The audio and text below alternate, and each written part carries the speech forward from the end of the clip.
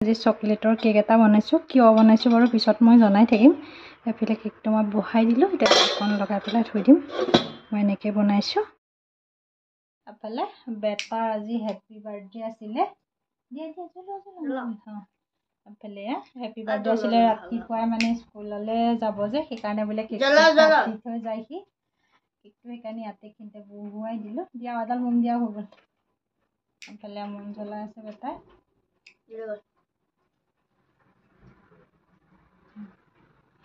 এফালে মই ধুনীয়াকৈ এফালে কেক বনাইছিলোঁ, কৈছোঁৱে দেৱ বনাইছিলোঁ বুলি। তাৰপিছতে এফালে আৰু অকণমান বেলুন চেলুন দি পেলাই এনেকৈ আচলতে সজালোঁ অকণমানকৈ। তেনেকুৱা একো কৰা নাইকিয়া। এয়া তাৰপিছতে দিয়া কেকটো কাটা, মোমডাল নোমোৱা। Happy birthday to you, happy birthday. চাৰিকিয়া না দিয়া কাটা। ক'ত কাটিছিলে? এফালে বেটাই কেক কাটিবলৈ লাগিলে। আচলতে ৰাতিপুৱাই কেকটো কাটি দিছোঁ, কাৰণ বেটাই কৈছিলে, কাৰণ এনেই ৰাতি আচলতে কেকটো কটা হয়। আমি সেইকাৰণে ৰাতিপুৱা কাটিম বুলি কোৱা কাৰণে সেইকাৰণে ৰাতিপুৱাই কাটিবলৈ দি দিলোঁ। হৈ গ'ল ন?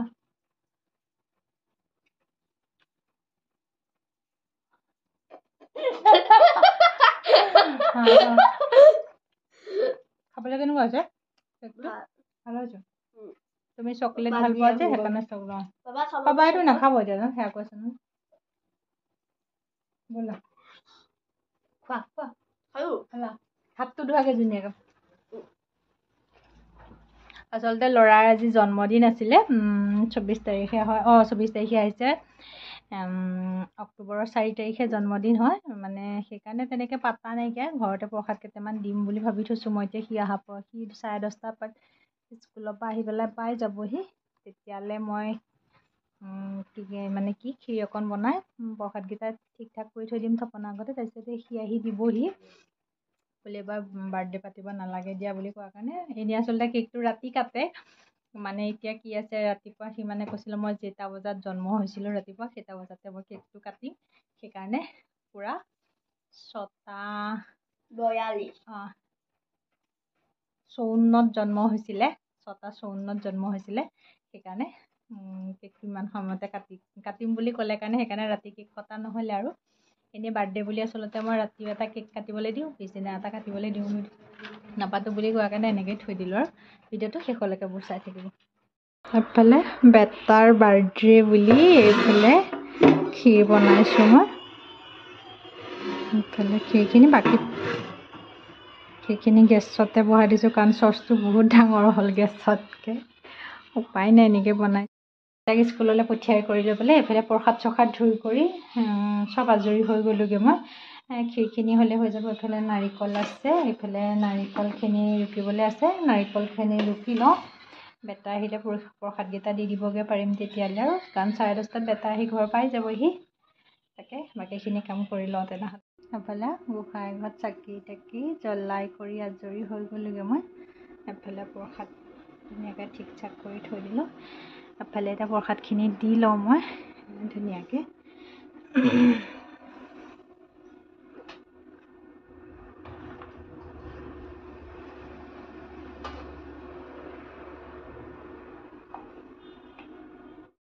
এইফালে প্ৰসাদ অকণ নাৰিকল এনেকৈ থাকিয়ে গ'লগৈ।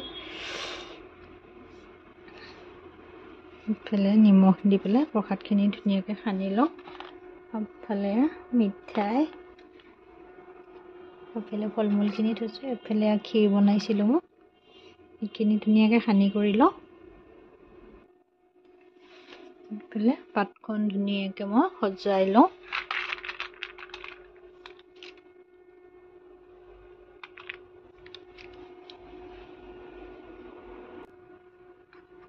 এইফালে প্ৰসাদৰ পাতখন ধুনীয়াকৈ সজাই ল'লোঁ। তাতে অকণমান ক্ষীৰ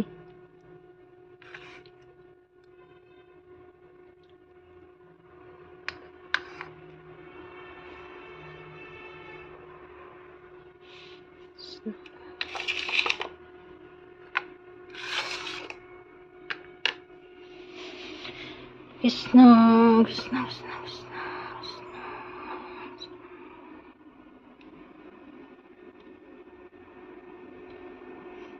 এইফালে প্ৰসাদ দি দিলোঁ। এইফালে গোঁসাই আগৰ পাতখন বহাই আগ কৰি দিলোঁ। দি এইফালে এইখিনি ধুনীয়াকৈ ঠিক কৰোঁ বাৰু। এইফালে প্ৰসাদ মই ধুনীয়াকৈ সজাই ল'লোঁ। ওচৰৰ বোলো সকলো ঘৰে ঘৰে অকণমান দিওঁ বুলি ওচৰৰ ঘৰতে এইফালে প্ৰসাদখিনি ধুনীয়াকৈ বোলো দি লওঁ। অকণমানকৈ চবৰে ঘৰতে দিওঁ। এটা ইঘৰ আমাৰ ওচৰৰ যিঘৰ আচলতে তেনেকৈ দিয়া হয়ে। ইঘৰ সিঘৰত মানে কিবা পাতিলে এনেকৈ আমি ইঘৰে সিঘৰে দিয়া হয়গৈ। তাৰপিছত এইফালে মানে হেৰি পায়স ক্ষীৰ দিবৰ কাৰণে বাতিকেইটা ঠিক কৰিলোঁ। তাৰপিছত এইফালে ক্ষীৰ অকণ বেছি বনোৱা নাই, কমাই বনাইছোঁ মই।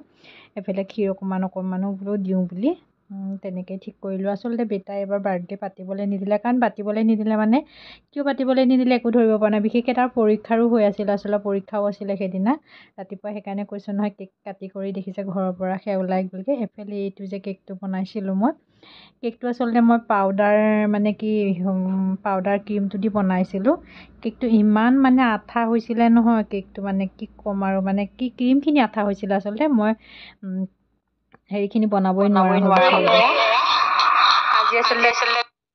এফালে সন্ধিয়া সময়ত বুলি এপাক ওলাই যাওঁ তিনিওটা। সেয়া দুপৰীয়া আচলতে প্ৰসাদ চসাদ দি কৰি আজৰি হৈ গ'লোঁ বেটা অহাৰ পিছত। এফালে বেটা ওলালে, ময়ো ওলালোঁ। বোলো অকণমান আচলতে ক'ত যাওঁ কি কৰোঁ, আচলতে মন্দিৰলৈ যাম বুলি ভাবি আছিলোঁ। মন্দিৰত গৈ সেৱা এটা কৰিম বুলি তাক লৈ মৃত্যুঞ্জয় মন্দিৰলৈ। আচলতে যোৱা আমাৰ দেৰি হ'ল, ঘৰত মিস্ত্ৰী লাগি আছিলে। সেইটো কাৰণে আচলতে বহুত দেৰি হৈ গ'লগৈ। একদম সন্ধিয়া 6:30 মানেই বাজি গ'লগৈ। আচলতে মিস্ত্ৰী যোৱাৰ পিছতহে আমি যাব পাৰিছিলোঁ। সেইকাৰণে দেৰি হৈ গ'লগৈ। ব'লকচোন তেনেহ'লে গৈ থাকোঁ আমি। এইফালে আহি গ'লোঁ টাউনলৈ। আচলতে বাইকৰো পৰীক্ষা হৈ আছিলে। বাইকৰ পৰীক্ষা হৈ থকাৰ কাৰণে বাইকো আচলতে যাব নোৱাৰিলে। সেইকাৰণে তাইকো ল'লোঁ, লৈ ঘৰত প্ৰসাদ দিলোঁ মাকহঁতক, দি পেলাই তাইকো এইখিনিতে লৈ আহিলোঁ। আচলতে আহি পেলাই বোলো কিবা এটা খুৱাওঁ তাইকো, সিও কাৰণ তাইক বহুত ভাল। এইফালে বাইকক থৈ এইফালে আমি মৃত্যুঞ্জয় মন্দিৰ পালোঁহি। মাৰ ঘৰতো সোমাইছিলোঁ আচলতে, সেইখিনি ভিডিঅ' কৰা নহ'লে। এইফালে ভতিজাজনীকো ল'লোহি, তাইও আচলতে পৰীক্ষা হৈ আছিলে দেই। তথাপিও তাই মানে আচলতে ভায়েকক বহুতো ভাল পায়। সেইকাৰণে তাই পিছদিনা হিন্দী পৰীক্ষা, তথাপিও তাই মানে ভায়েকৰ লগত আহিলে। কাৰণ সন্ধিয়া অকণমান পঢ়ি কৰি পেলাই তাৰপিছত ভায়েকৰ লগত আহি গ'ল। আহি পেলাই ইয়াত তিনিটা আচলতে মন্দিৰত মানুহ নায়েই বুলিয়ে ক'ব পাৰি। নাই বুলিয়ে ক'ব পাৰি আচলতে। তথাপিও আহিলোঁ, এনেকুৱা পৰিৱেশটো ইমান ভাল লাগে নহয়। মই আচলতে প্ৰায় মাজে মাজে আহোঁ দেই মন্দিৰলৈ। আহি পেলাই এনেকৈ বহি থাকি পেলাই মোৰ খুব ভাল লাগে। মানে ইমানেই ভাল লাগে নহয়, মই নিজে ক'ব নোৱাৰোঁ কিমান ভাল লাগে। আচলতে প্ৰায় যোৱা হয় মই, কিন্তু আজি আচলতে যোৱা দেৰি হৈ গ'ল। কাৰণ বৰষুণো দি আছিলেতো, সেইকাৰণে মানুহ একেবাৰে কম আছিলে। এইফালে দুইটা পূৰা খেলিবলৈ লাগিলে, তাতে বহি লৈ একদম বেটাই তাতে কৰিছে মানে কি কৰিছে ক'ব নোৱাৰা হৈ গৈছেগৈ আচলতে। দুইটাই অলপ সময় তাতে খেলা ধূলা কৰিছিলে আচলতে। আমিও দুটা অকণ বহিলোঁ, বহি কিবা কিবি এনেই চালোঁ। চাই কৰি ইমান পৰিৱেশটো আচলতে মোৰ সঁচাকৈ বহুতেই ভাল লাগে। সেইকাৰণে মই বোলো চাওকচোন, ৰাতিৰ পৰিৱেশটো আপোনালোকক দেখুৱাবলৈ মই চেষ্টা কৰিছোঁ। চাওকচোন কিমান ধুনীয়া এটা পৰিৱেশ, ইমান ধুনীয়া পৰিৱেশ হয়নে? খুব আচলতে ভাল লাগে মোৰ এনেকুৱা পৰিৱেশত থাকি একেবাৰে। তাৰপিছতে চাওকচোন একদম দেখুৱাইছোঁ গোটেই চাৰিওফালে ৰাতি আন্ধাৰত পোহৰত কেনেকুৱা ধুনীয়া লাগিছে হয়নে দেখিবলৈ? আচলতে খুব ভাল লাগে এনেকুৱা। আচলতে মানুহ একেবাৰে নায়ে, দেখিছে আপোনালোকে মোৰ ভিডিঅ'টোত চাগে নিশ্চয়। ক'ৰবাত এটা দুজন এনেকৈ আছিলে, এইবিলাক আঁতৰৰ মানুহ আহি পেলাই মন্দিৰটো চাবলৈ আহিছে। ৰাতি হ'লেও কিছুমানে সোমাই পেলাই চাই যায়তো, সেইটো কাৰণে আচলতে এজন দুজন মানুহ এনেকৈ আছে যেনিবা। তাতে কিন্তু দুৰ্গা পূজাও আৰম্ভ হৈ, আমি যাওঁতে আচলতে আৰতি হৈ আছিলে দেই পিছে একদম। তাত পূৰা আৰতি হৈ আছিলে দেই। আমি যেতিয়া গৈ পাইছিলোঁ তেতিয়ালৈ, তাৰপিছতহে একে মানুহ নাইকিয়া হৈ গ'লগৈ পিছলৈ। এইফালে কাছৰখিনি বেটাই অকণমান ভিডিঅ' কৰি থ'লে, চাওকচোন ৰাতি কেনেকৈ ওলাই আছে দেখিছেনে? সঁচাকৈ আচলতে ভাল লাগিছে হয়নে? বহুত কাছ আছে কিন্তু দেই ইয়াত একদম দেখিছেনে? চবফালে কাছয়ে কাছ আছে। মই বোলো আপোনালোকক অকণমান পৰিৱেশ দেখুৱানে, যিসকল অহা নাই আহিব কিন্তু দেই এই মন্দিৰ ভাগলৈ। কিন্তু বৰ ধুনীয়া লাগে থাকি, মানে কি খুব নিৰিবিলি এটা পৰিৱেশ লাগে। খুব মন চনবিলাক বহুত ভাল লাগে হয়নে বাৰু? কোন কোন আহিছে বাৰু জনাবচোন দেই মোক কমেণ্টত। আমাৰ ঘৰৰ ওচৰতে হয়, বেছি দূৰ নহয়। মোৰ মাৰ ঘৰৰ পৰা কিন্তু একেবাৰে ওচৰত বুলিয়ে ক'ব পাৰি আচলতে। হাজবেণ্ডৰ ঘৰৰ পৰা অকণমান দূৰ হয় যদিও মই প্ৰায় গৈ থাকোঁ। আমি আচলতে যেতিয়া গৈছিলোঁ তেতিয়া ইয়াতে আৰতি হৈ আছিলে দুৰ্গা পূজা মণ্ডপত। আমি আচলতে বহুত সময় তাতে 1 ঘণ্টা 1.5 ঘণ্টা সময় ধুনীয়াকৈ বহিলোঁ। তাৰপিছতহে আহি মই এইখিনি ভিডিঅ' কৰিলোঁহি। তাৰপিছতে হাজবেণ্ড পূৰা ভাত খালোঁহি আচলতে ধাবা এখনতে। ভতিজাজনীকো খোৱালোঁ, কাৰণ তাতে একো খুৱাবলৈ নোৱাৰিলোঁ মন্দিৰত তাইক। মোৰ ভিডিঅ'টো চাই কেনেকুৱা পালে জনাব, লগতে লাইক কৰিব, কমেণ্ট